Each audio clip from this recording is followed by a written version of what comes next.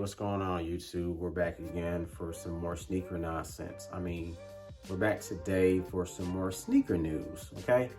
It's in relation to the lost and found, okay? The problem child of the year, the shoe of the year that nobody has been able to get. It's surrounding that.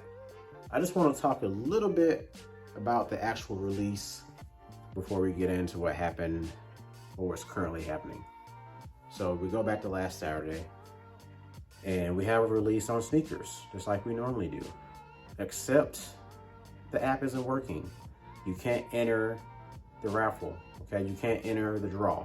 You only have 10 minutes, guys. We all know this. You have 10 minutes to enter the draw before it closes.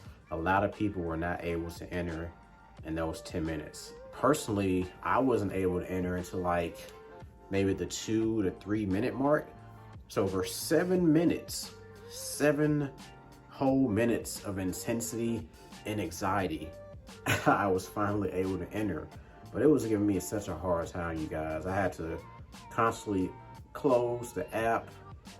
Sometimes I was able to get through, it would like back me out, and then I would have to manually enter my information. It was just a wreck. It's probably the worst release I've ever experienced just on sneakers. The app crashed. They even had to push back the pandas because they were gonna also raffle off some more pandas the same day, but the app was so funky, they just had to push all that stuff back. So a lot of people were talking about how there were supposed to be 500,000 pairs of these shoes. Now, initially you're thinking like, wow, that's a lot, right? We should all essentially have a better chance to actually get this shoe. But when you factor in backdooring, that really takes away from a lot, and you really never know how much gets backdoored. You can kind of guesstimate, but a lot of pairs get backdoored. There's a sneaker store here in Birmingham that had like, I think over 50 or 100 pairs that they had, I think before release, and they're selling them at $500. So it's just kind of madness. But I do want to get into what some of these stores are doing. Particularly Foot Locker is what I'm going to focus on. I'm not saying or picking on Foot Locker, but Foot Locker right now is the store that's kind of getting a lot of attention because people are seeing and reporting on this, especially like on Twitter. And I'm also following people on Instagram. So if you didn't know, a lot of stores did have a few leftover pairs of the lost and found shoes.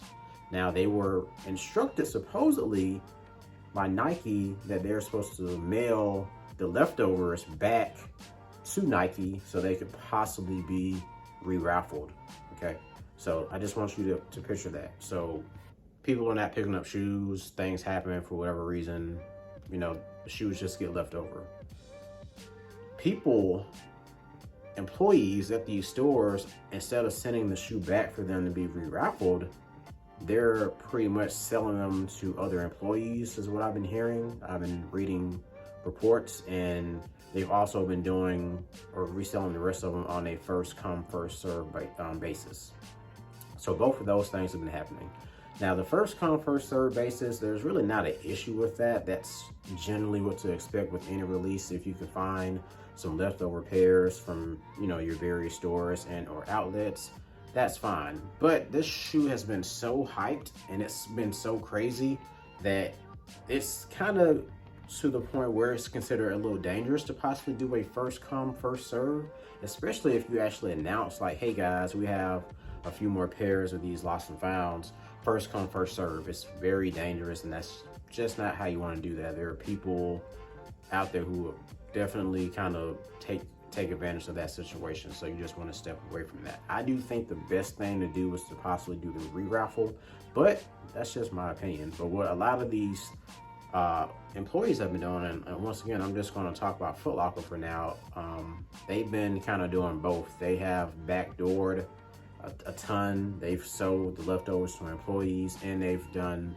both first come, first serve basis, okay? Now, once again, this is coming after they're supposed to send the shoes back to Nike, supposedly.